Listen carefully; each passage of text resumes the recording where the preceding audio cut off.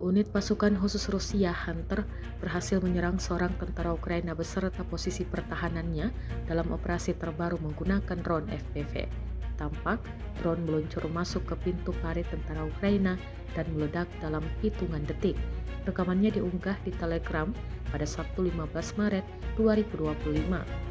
Serangan presisi ini menargetkan posisi militer Ukraina, menyebabkan kerugian di pihak lawan dan melemahkan pertahanan mereka di sektor pertempuran. Belum diketahui nasib tentara di dalamnya. Kendati demikian, rekamannya kini telah menuai berbagai komentar dari warganet.